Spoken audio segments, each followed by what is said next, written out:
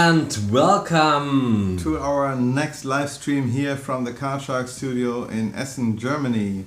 Today it's all about how to change the effect that you purchase and to make it your own. Just not buy it and perform it exactly how the creator was thinking how you should perform it, but you should really make it your own. And there are several tricks and methods how to do this, and this is what we will talk about today.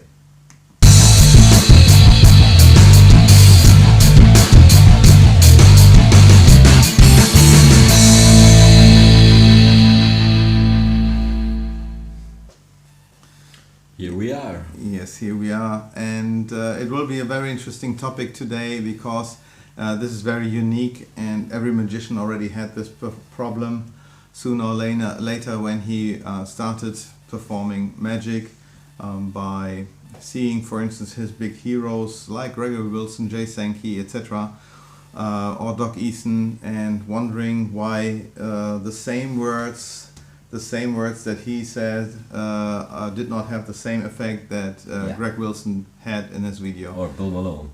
There are certainly rules to follow and certainly several hints that will help you to achieve the impact that you are looking for. And so we group this into 4 different kind of chapters. Chapter number... first, subscribe.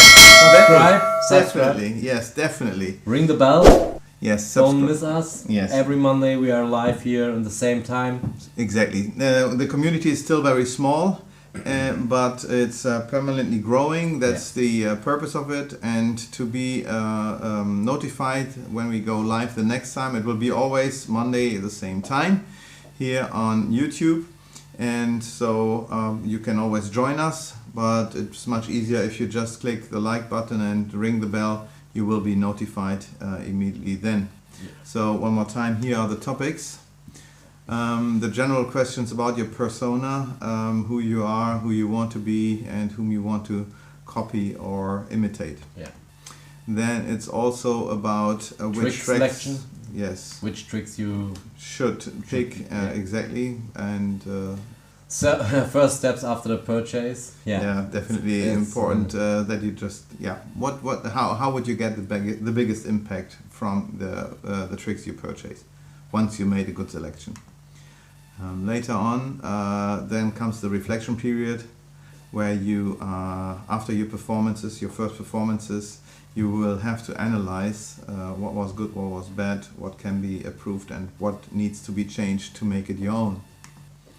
And later on, we could, depending on if we run out of time or not, we can give 1 or 2 examples of what we are talking about, so that you get the idea of what we are talking about. To join us with questions, we are happy to answer these questions. You can either use the chat, but it's better for us if you go to slido.com. It won't work. Yeah. If you go to slido.com, or just go to, that works every week, go to card-shark.de/live, L-I-V-E. When you go there, you get to this specific room in Slido. The room number is 70888, and there you can answer. You can give us questions and write something down. So yes, and we will see these questions here. They will not vanish with the normal chat window, where a lot of questions will just move up, and we will not see the questions that we can later answer in a Q&A after the presentation. And let's go. Let's see what happens first. So the first part is about your personality, so who are you and who do you want to be? It's certainly a development. Maybe you're already there, but who are also your magic heroes? What is your style? What is your kind of magic? Because magic is only the name of that what we do, but there are so many ways to do magic. And the idea is that it's not about the trick, it's always about the person performing it. Yeah. So you can go with the most stupid trick. That's what professionals say. There is not a stupid trick, it's only a stupid performance. Yeah.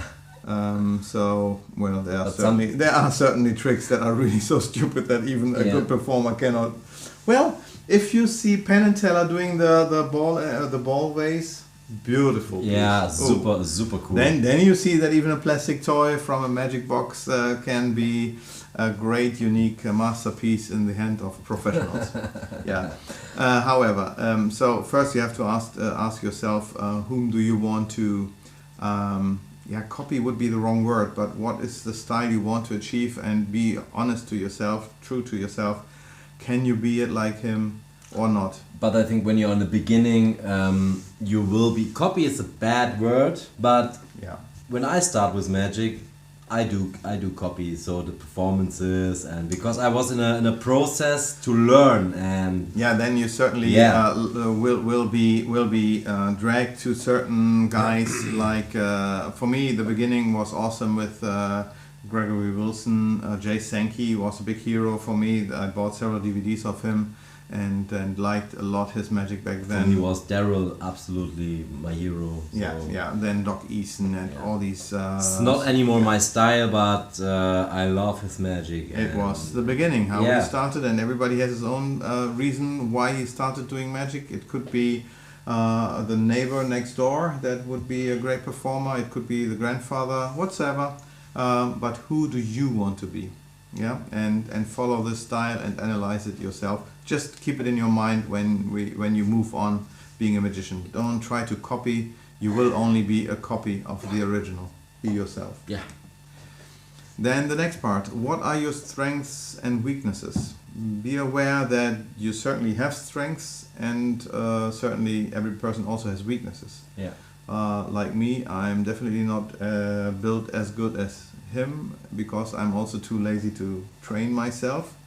That is my weakness. However, my strength is everything else. everything else correct, because no. Yeah. I like to work hard, and you like to work out hard. Yeah, exactly. So and I learn a lot from you, and maybe you learn a lot from me. I do. I definitely do. So a good idea would be if you have analyzed your strengths and weaknesses, and also ask your friends and family and close friends.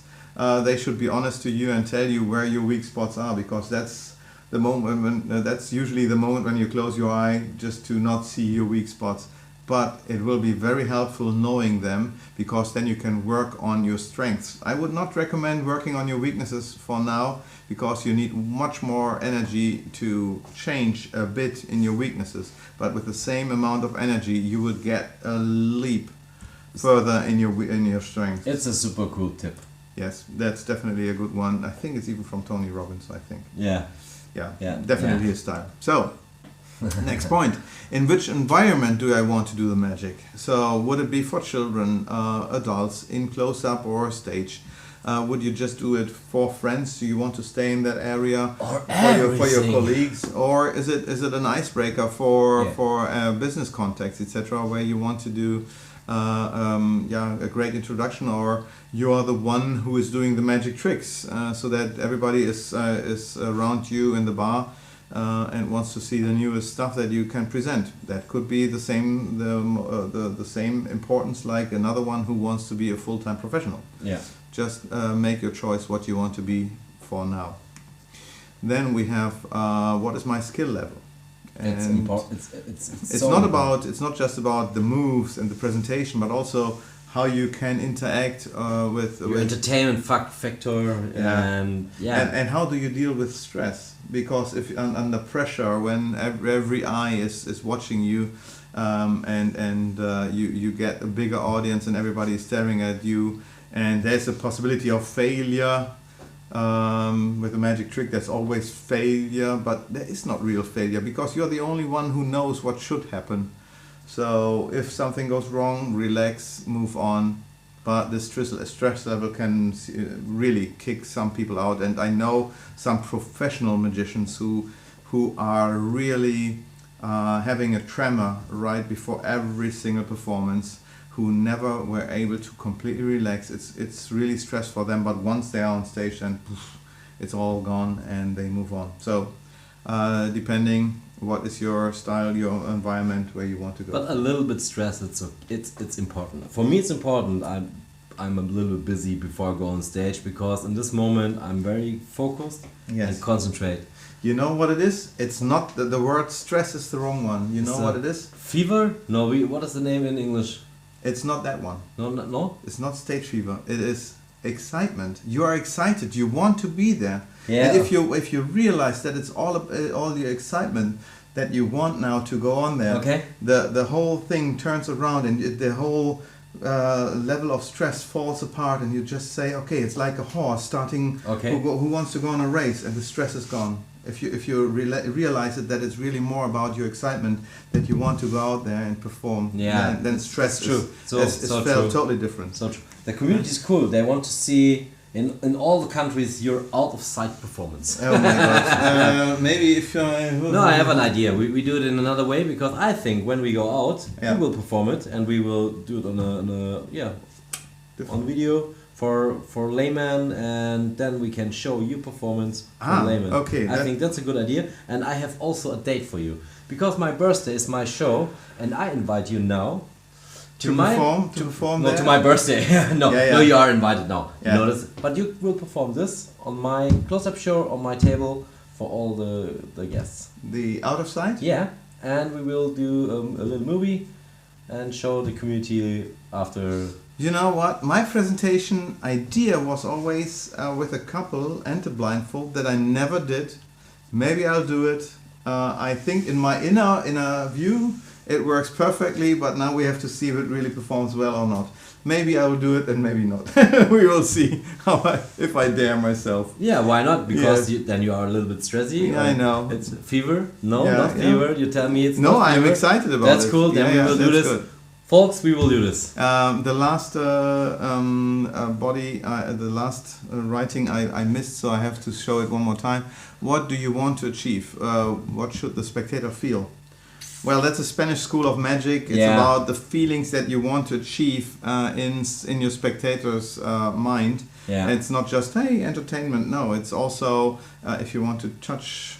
A good example is, I think, Darren Brown's theater show.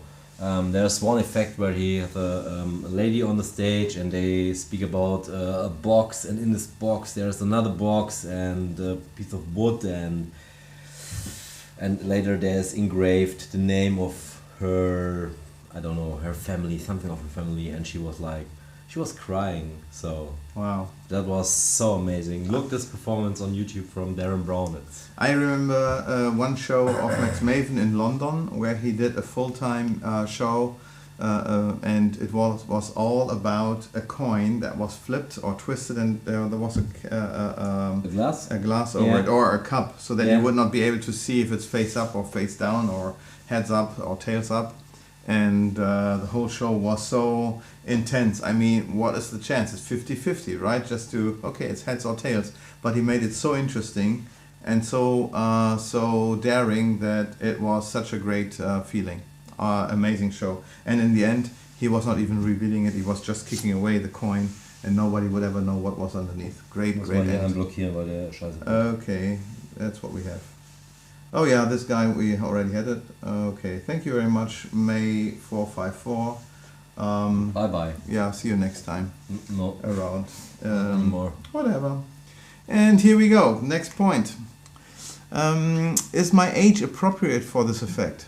Would the spectator believe me? Now, in the German stream that we already did, it was all about would you be too young? But when I translated everything, then I realized, am I maybe already too old? Can I be the guy, the gigolo guy, when I'm getting older and bald-headed and having a beer belly or whatsoever? Can I still do the Latin lover style? Or a lady that is hot in her 20s is not hot anymore in her 40s, and she needs to realize that her character changed over time and now has to be in another act. Amanda from England, a friend of mine, she has a whole lecture about this, when you have to move with your character in the next age group, in the next step. So I think that's also very important, that you have to realize where you are standing right now with your age. It is so important. Yes. And now we come to the next part. Once you have analyzed yourself in a way that you are true to yourself, you then pick the tricks that you want to buy. And most of the time it's more or less an impulse purchase. Yeah. Yeah, you see a trailer, you get the next email. I can remember my first impulse Blackpool convention. Oh my god, yeah, that's very tempting. Yeah. I'm so happy that in Blackpool, with all the dealers around, I'm just standing behind my table, so there's no temptation at all. I'm just giving away magic, and others run around and collect all the magic. And I'm so happy we have this wonderful place. There is not a lot electronic in my clothes. Yeah, you like to buy electronics, yes, definitely. But anyway, first you have to analyze which type of magic you want to purchase.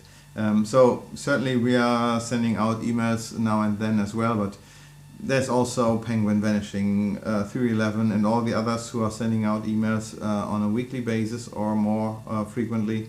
And if you see the next hyped product, calm down, watch the trailer. Is this really suiting for you, etc.? It could be the next big thing that you want to perform, certainly. Yeah. But another approach would be that you will see it later, that you will not select it just by the name or by the new release, but because of what you want to achieve.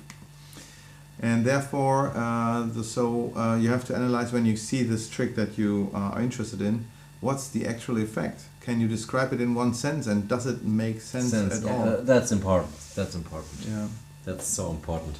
I mean, there's so many tricks out there. Why would I put a card into a wallet and slide it over if the wallet is doing it when I'm the magician, and all I would need is just place it there and it would transfer there. It would change there. Yeah. Does it make sense to bring in another prop to change that prop, and so on and so on? You have to realize it, and if you cannot really make sense by yourself, then don't argue with the spectator. He will not understand it as well. Exactly. Yeah. Next point. Did it fool you? Sometimes you only purchase it because it fooled you so much that you want to know about the method. That could be a point. However, you can save your money. It works a serial time with me when I buy something small, like $10 download or. Oh, you just do it just to find out? Yeah, sometimes. Yeah. Impulses. Yeah, it's impulse. It's yes. not yet anymore, but I do it a lot of time. When you see my accounts, there are. Yeah, but there was earlier days. Yeah. I think we all learned our lesson, and you can save a lot of money, and you can really reduce the amount of props in your drawer of broken dreams that we all have with props that we will never use, never perform. We do a video. Oh my God! 2 weeks ago, yes. I think. Yeah. Yes. So calm down and do the following. For instance, inform yourself about the trick method. And you can do it in different ways. First of all, certainly over time you will get more and more experienced. So when you already see that the instructions or the description will say it's not having magnets, it's not having strings, it will eliminate certain methods that you would suggest that this trick could work with. No flaps. Yeah, you would even be able to analyze the video that you would see, oh, there's a cut, there's something missing here. So something must have happened in this time.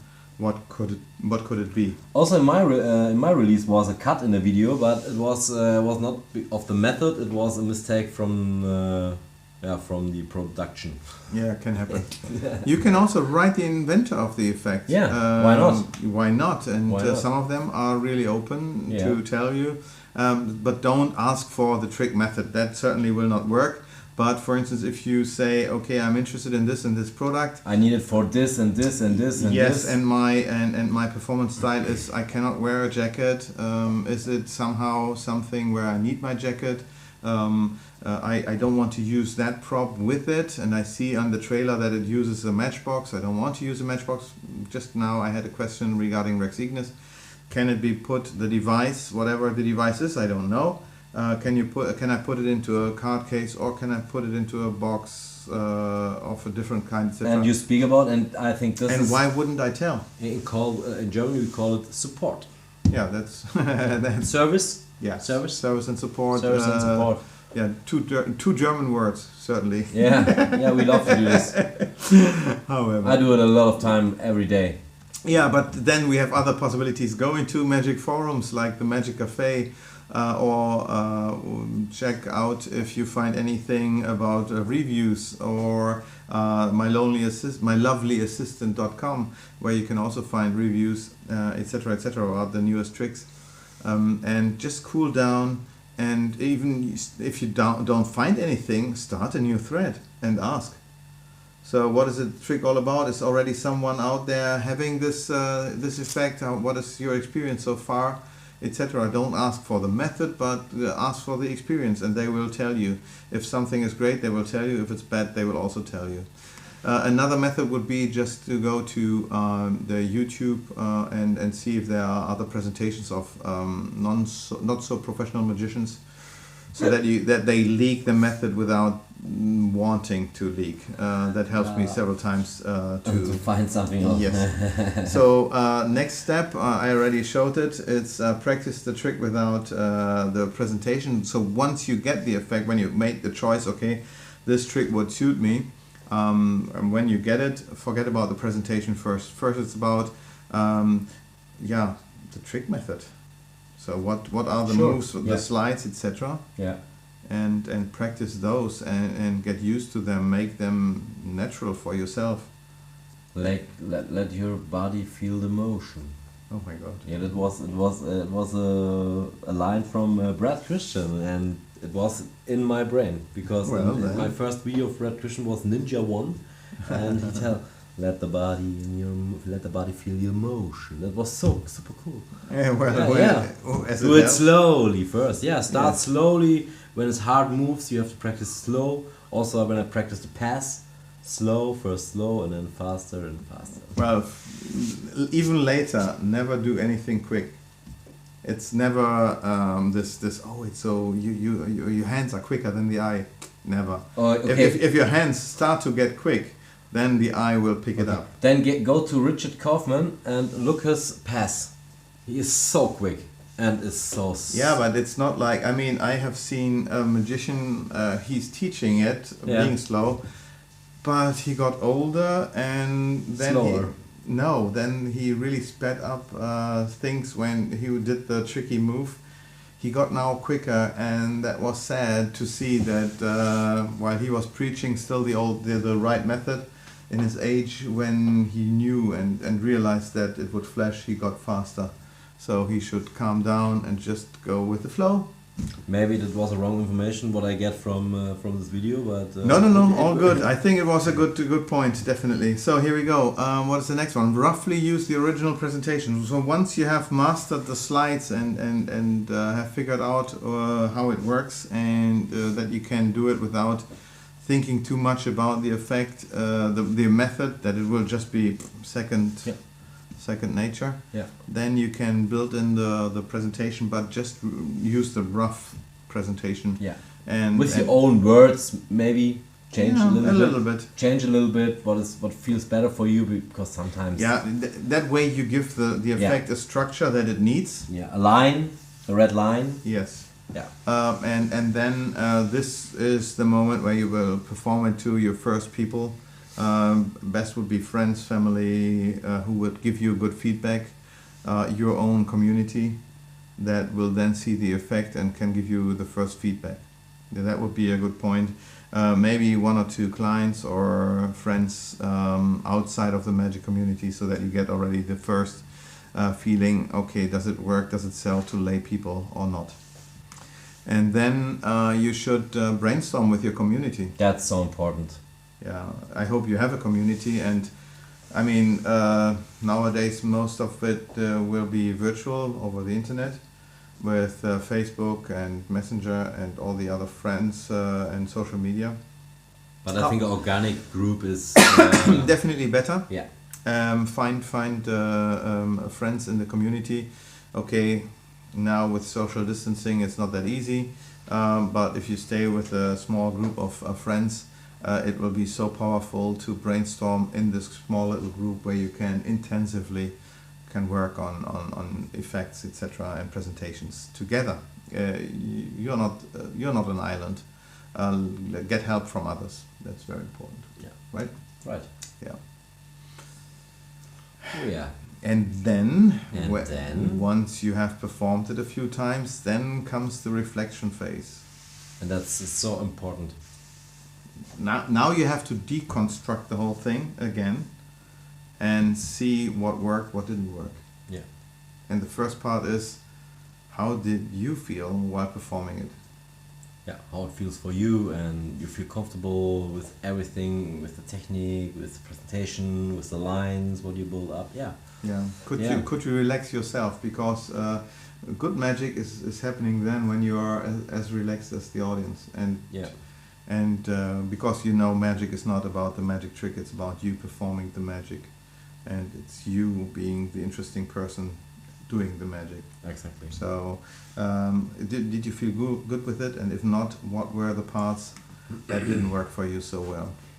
Exactly. So where did you feel uncomfortable? Yeah, write it down. So make a note about it, and then sit down either by yourself and figure out what went wrong, what could be improved, or what would be your natural way to do it. Is there another way of doing a double undercut, of a pinky break, of a buckle, or whatsoever move? Is it at all needed? Can it be improved by, maybe it can be pimped with science fiction, that you just spray one card and get rid of one specific move that you're struggling with, etc., etc. All this can help, but for this you first have to be true to yourself and analyze what was uncomfortable and what was not. And from there you take notes, as Philo already said, what went down well and what didn't. And then from there you automatically get to the next point, because it's also about to select the right spectators. I think that's not exactly. So which spectators are suitable for this trick?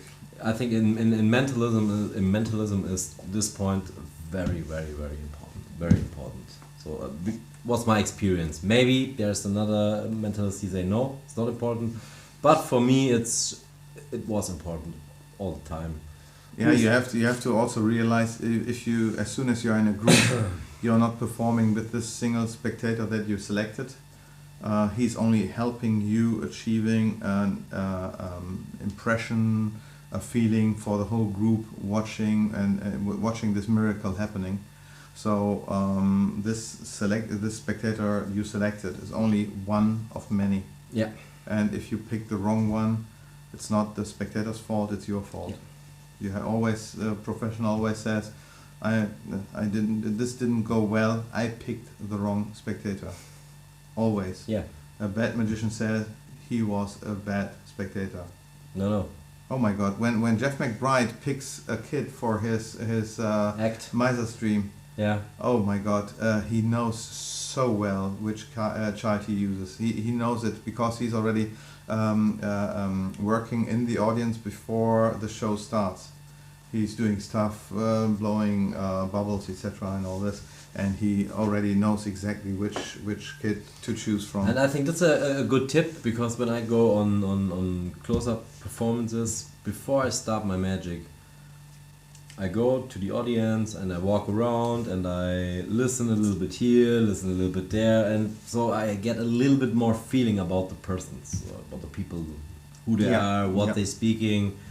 Sometimes you catch some good informations what you can use later for your performance, and you pick it, and you see the interactions also between the if you approach a table, you will, with some feeling, you get immediately the feeling who is the alpha at this table. I have my glasses on and I have a long sleeve and no cap. The hair is cool, so nobody knows me. And later I dress up and I get all the information. That's it's fun. A new kind of pre-show. We also already talked about it in the German stream, that if you do, for instance, mentalism, there's a nice new approach from Paralabs about the mindset testing cards. It's not a magic trick, but it's great to have an interaction, and it's a science approach about the mindset of a spectator or the group of spectators, if they are more creative or more analytic. It's entertaining for them. It's education at the same time. Yeah. And meanwhile, you're picking your spectator for the effects afterwards. So it's really a great approach what these two guys did there. Next one. How can you integrate your own true story into the presentation? A great tip from Juan Tamariz: make the effect as much true as possible, because the spectator will unconsciously, but he knows exactly what is true and what is not. I think the good example is Woody Aragon's Bless Poker. Bliss Poker, what hier, wie heißt das? Verfluchte Poker? Bless Poker? I don't know. Go for Woody Aragon. He tells the people a wonderful story. He goes in Spain, and there was the gypsies. They coming, want to read his hand, and the second comes and read his hand, and he don't want to do this, and then they do was heißt Fluch? Curse. A curse on his, and two curse on the same time is not negative, is positive, and that's why he can win all the time. And then he do a super cool poker routine. It's amazing. Woody Aragon. Yeah, there are definitely in Spain. There are gypsies around. In near Madrid. Less poker, I think. Yeah, so it's around where Fernando lives. There's a whole area of gypsy houses, etc. So I can see him coming up with a story there. So Juan says, try to interweave a real story from yourself, etc. About 80%, and the rest can be lies, but because of the original layer of truth, the rest will go with it. So it's much more believable and entertaining for the audience. Exactly. Yes. How can you achieve a stronger effect by using alternative props? Once you got used to the props, maybe you want to change some items here and there. A good example, by the way, that I just earlier I came up with was when Paul Gertner performed the Destiny deck now with Penn and Teller with a pig. With a pig. Yes, instead of pointing to a card and exactly. So this time he came up with a pig to pick a card. How is cool? I mean, along the wordplay. Wordplay, yeah. Yeah, and take a pen. Take a pen and peek a peek. And yeah. So all this, yeah. So that's a great approach if you do it like this. And he turned it certainly into his presentation. It was not just the Destiny deck of David Gonzalez anymore. They don't touch the Destiny deck. That was also but they could have. I mean, they could have. But in this moment, the peak with the peak. So it's super clever. But then if you go for instance and see Shin Lim doing the Destiny deck on Jimmy Fallon, then you see as well how he made the trick to his own by shuffling it or cutting it in a certain way and ending up with a tattoo here on his breast. All this helps as well to make it your own. Just reflect yourself. And finally, we have a few examples. How are we set up with this? You see already we had the first example with the Penn and Teller, the Destiny deck. I also use the Destiny deck in a different way. That for me, the new deck order routine for David Gonzalez, it is it's about a love story. The love story. Yeah, the love story between you and the playing card, being in love, and this story didn't fit me, and I wanted to sooner or later I came up with a different presentation with a birth date and being totally serious about it. I could even pick out a sheet of playing cards and would be totally serious about his birth date, go down rows, columns, etc., and would just figure out, it must be your the six of spades. That's your card of destiny.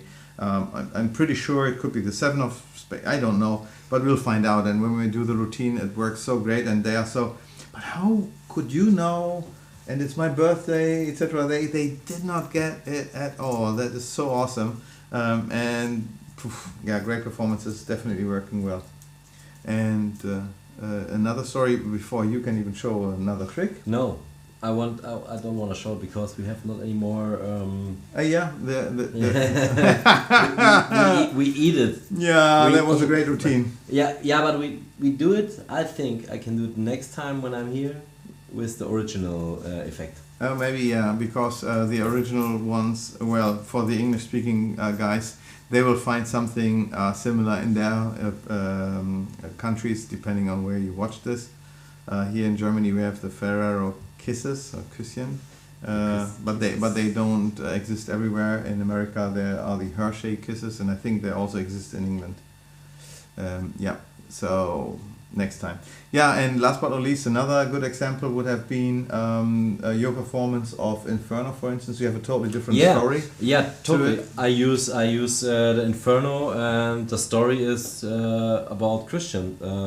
It's my final act in my close-up show, and it's about the burning warehouse, and I tell the people the story, what happened there, and that we walked together in the warehouse, and we saw all the burning cards, and that is the story. And there's only one card what we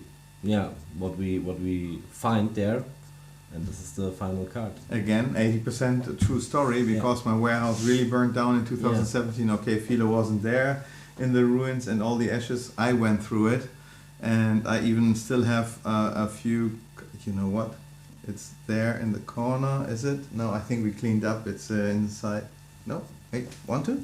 Yeah. What do you find? I have no idea what you do. We will see. Oh yeah. Wow. Our original stuff from the warehouse fire. Maybe we can show the top camera. There's really something left over from the warehouse fire. CDs? Yes, these are the CDs that melted together. They are working? Definitely not. Isn't that cool? Wow. Yeah, so this already survived some time. Yeah, and that's also the reason why the tarot decks don't exist anymore since 3 years. I will reprint them, but they are certainly not. But you can buy this package for I think 500. No, will not be sold. Will not be sold at all. Yeah, so you have seen this one here as well. Gooey bacon empty. Here, smell. It's still this. Yeah, I know. This barbecue smell. You sent me this picture in this night, and yes. Yeah, and certainly it's funny that exactly the Inferno cards or the Inferno discs were left over at certain places. However, that's for us so far. We see that there were no additional questions. That's fine. The people watching live were not so much like in the German one. That's fine as well. It's building. The community is building up. Yeah, we grow. And we certainly have to. We come back. Yeah, we certainly have to spread the word that here is a weekly live stream. So one more time, if you're here, thank you so much for joining us. And if you are watching it not live but afterwards, please leave a like and also subscribe and click the bell. Then you will be notified next week. You will not miss it, where we have another great stream. And it will be a weekly live stream here from the Card Shark warehouse. And as we are done for now. When you have any questions, go to Slido. The room number is 70888. Yeah. Or cardshark.com, cardshark.de/live. It will bring you directly to the live to the Slido page. Depending on your browser, if you're coming from Germany and you go there, you get into the German Slido room. Automatically. Totally automatic. Yeah, I programmed it. Nice. Sometimes I can do it. However, it's time for us to leave. He will go into the basement, going with the elevator, and I will turn off the live stream. I hope we'll see us next week again. Have a nice week. Stay healthy, and see you soon. When you have questions, keep your magic. Oh, shall we announce something still? Go to our website, www.card-shark.de, and there you will find our actual newsletter.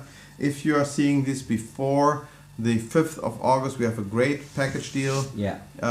Super cool. Yes, you will find it there. It's a Cupid in the combination with one card collector and some other details for €50, $50.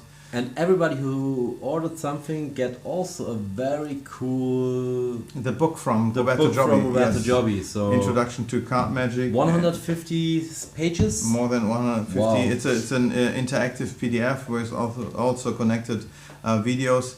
And by the way, in the future I will also now add the magic scene light PDF files that you can also see them as our customers. So this will be open very soon, and yeah, I hope so far we'll see us next time. Bye bye. Bye bye. I go down in the basement.